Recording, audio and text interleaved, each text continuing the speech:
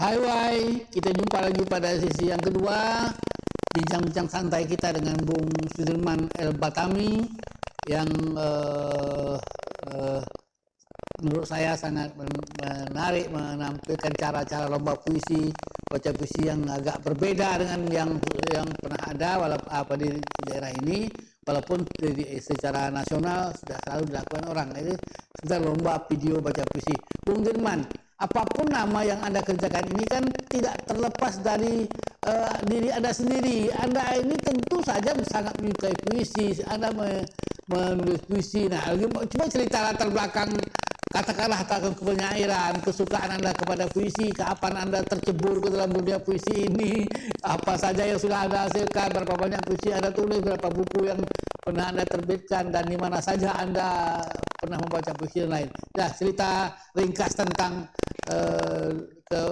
profil Anda sebagai seorang pekerja seni, penyuka seni seperti itu. Baik, silakan Firman.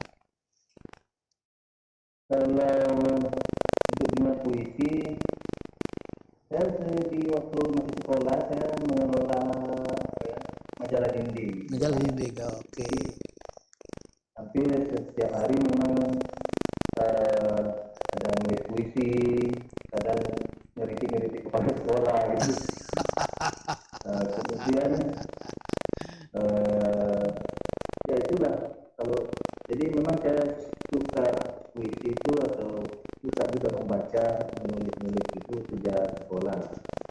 Kemudian waktu di Jogja dulu kita aktif di IPR, Ikatan Pelajar Riau kan, sebelum ada Kepri ini.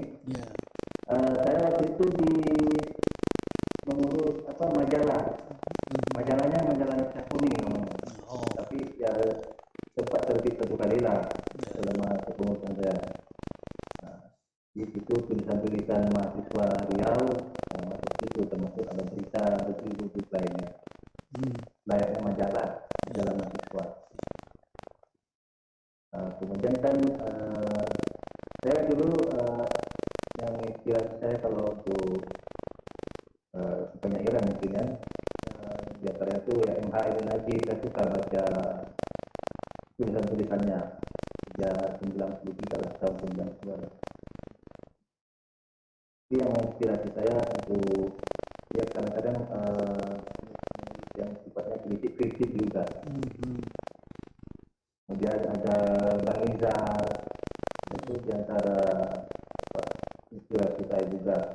Pernah saya menemukan sebuah buku puisi yang bercerak-cerak. Saya buka kan, itu saya lihat foto Arif Abeba.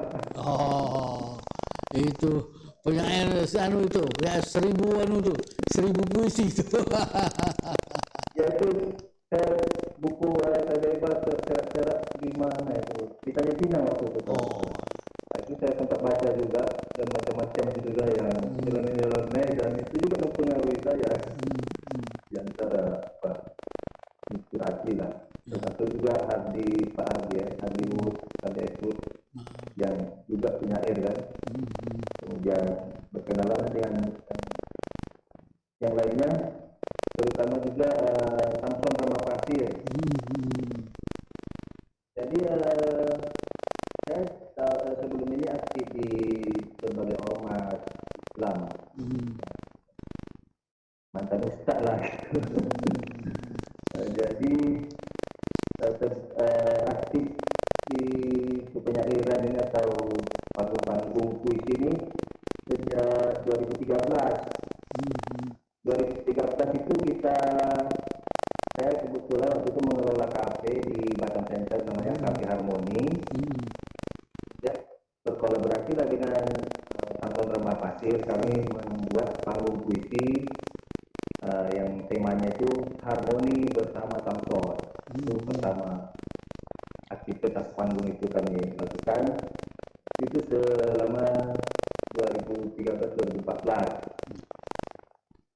Tapi tidak setiap bulan, tidak teratur waktu itu. Mungkin ada sekitar 7 session. 7 kali tampil ya, 7 kali acara. 7, iya. mungkin sekitar 7 kali itulah membuat acara itu, tidak seperti yang di Subang. Jadi pertama itu seperti itulah, ada yang sampai 2 bulan gitu, dan 3 bulan berikutnya, tergantung kesempatan yang ada ya. Dan itu kolaborasi juga dengan yang lain-lain, sehingga panggung kita tidak hanya puisi. Jadi ya persis seperti yang di RBB kemarin. Kemudian 2017 mulai, karena kafe saya tutup itu, jadi vakum juga panggung puisi itu, yang harmoni bersama Samsung itu tidak hanya diadakan di kafe itu, beberapa kali, ada 2 kali di luar, sempat di pelataran Pemko Batam itu sempat sekali kita adakan. Kemudian pindah ke Kupang 2017 mulai, berkolaborasi dengan Taniki, sehingga lahirlah namanya RDB itu. RDB sampai pandemi. Sebenarnya yang salah faktor RDB itu kita vakumkan juga karena pandemi juga. Jadi itu adalah ringkasnya. Saya belum jadi penyair lah. Ya, tapi artinya Anda memang sudah mengenal puisi sejak masa sekolah dulu, sejak waktu di Jogja dan mainan itu, kesukaan pada puisi itu membuat Anda menyukai dunia kepenyairan, dan waktu Anda kembali ke Batam, walaupun tidak full 100% menjadi seorang penyair, tapi sempat menjadi pengusaha kafe dan lain, tapi Anda tidak meninggalkan puisi sebagai bahagian daripada kehidupan sehari-hari. Di kafe pun Anda bisa menyelenggarakan acara-acara pertunjukan puisi, pentas puisi dan seperti itu. Dan kemudian saya dengar Anda juga bergabung dengan Republik Rumah Hitamnya Tarmizi Rumah Hitam, dan Anda sempat menjadi semacam Perdana Menterinya, semacam rangernya, semacam penggeraknya, dan sejak itu sebetulnya menurut saya Anda sudah menggunakan teknologi IT untuk backup mendukung pertunjukan kepenyairan itu. Jadi pentas itu tidak kosong sama sekali, ada musiknya, ada apa. Saya dengar Anda ini juga seorang musisi, bisa menulis lagu, mencipta lagu, punya lagu seperti itu. Nah, sekarang Anda saya dengar sudah tidak bergabung dengan Republik Rumah Hitam, membangun sebuah republik sendiri namanya Republik Batam Berpuisi, dan Batam Berpuisi inilah yang menjadi embrio untuk Anda menyelenggarakan lomba puisi virtual ini, seperti itu. Ya, Batam Berpuisi itu grup Facebook aja tuh.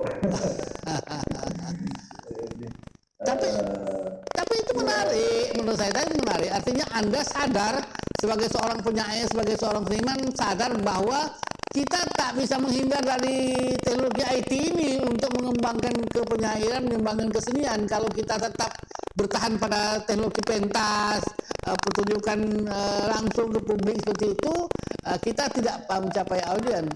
Sekarang ini seorang penyuka puisi dari NTT bisa membaca puisi dan mengirim puisinya ke Anda, dan Anda bisa menyiarkan ke seluruh dunia. Misalnya, jadi kalau orang yang berbahasa Indonesia di dunia bisa melihat Anda yang disampaikan itu. Nah, menurut saya kesadaran tentang keberadaan teknologi multimedia ini menyebabkan dunia kepenyairan itu menjadi lebih longgar, lebih mudah dimasarkan. Karena ini menurut saya kesadaran Anda sebagai seorang seniman, apalagi sekarang Anda di Batam. Di Batam itu kalau tidak terlibat pada dunia IT agak sulit kita berkembang ke sana. Seperti itu menurut saya lah. Yang ini ya terus. Saya memang orang sering juga sebut orang IT saya. Cuma dari tadi itu yang saya mau terganggu.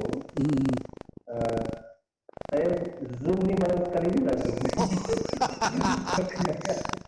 Selama ini main pakai drone. main pakai drone aja. Saya dengar anak ini punya drone malahan merekam macam-macam. Baca puisi di Festival Gunung Bintang ada pakai drone Anda untuk merekam kegiatan itu. Jadi zoomnya baru sekarang ini, tapi drone-nya sudah lama. Jadi memang sampai hari ini kami dikejar deadline juga untuk penjurian. Dari tadi malam saya melototin video peserta terputra satu. Ini ada juri dari luar daerah. Ada juri dari luar daerah, katakan dari Jakarta, di mana-mana Anda aja. Ada yang menjadi juri. Tak ada takut nanti yang amplop. Jadi kita Di Batam aja ya, oke. 4 orang juri. Siapa orang? Jurinya berapa orang jurinya? Lomba ini.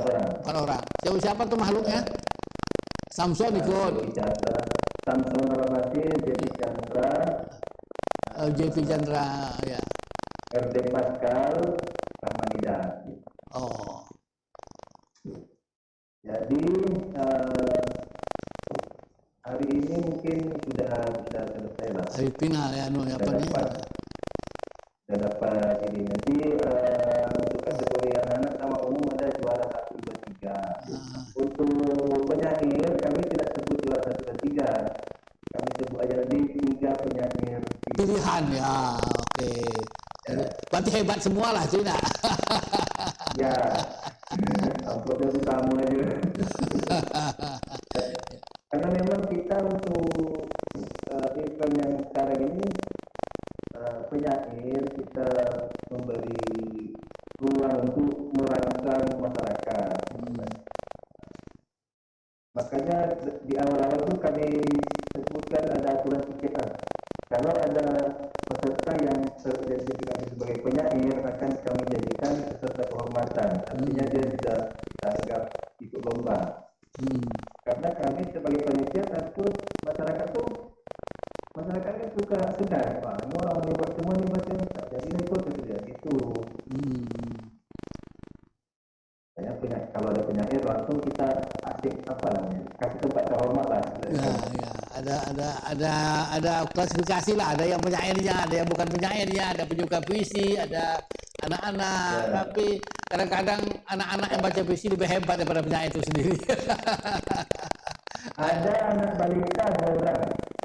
Jadi untuk anak balita ini kami tidak ikut lomba, langsung kasih hadiah aja. Ada 2 orang anak balita, yang satu umur 5 tahun, satu 4 tahun kurang. Hebat orang tuanya ya. Kita kasih uang jajan aja. Uang jajan itu ada. Oke. Ya. Jadi ini hari terakhir penjuriannya, besok sudah diumumkan. Diberitahu kepada siapa yang berhasil memenangkan lomba video baca puisi dalam rangka Hari Puisi Indonesia ini. Baik Bung Dirman, kita sampai pada sesi yang kedua ini. Pada ujungnya nanti kita lanjut cerita-cerita kita itu nanti ke sesi yang ketiga ya. Sekarang ini kita close dulu sesi yang kedua. Para pemirsa sekalian, itulah cerita bagaimana Bung Sudirman ini mencintai puisi. Dia sejak dari SD, sejak di kuliah di Jogja, di mana-mana. Jogja ini memang selalu menjadi tempat membuat sentuhan kepada anak-anak yang belajar di sana untuk mencintai puisi. Karena itu memang Jogja ini kota seni, kota yang membuat orang-orang bisa tumbuh menjadi seorang seniman di Indonesia. Baik pemirsa sekalian, kita ketemu lagi pada sesi yang ketiga dengan bincang-bincang dengan Bung Dirman Batami ini dengan ide-ide yang lain lagi. Kita tunggu pada sesi yang ketiga. Hai, kita jumpa lagi pada sesi yang ketiga.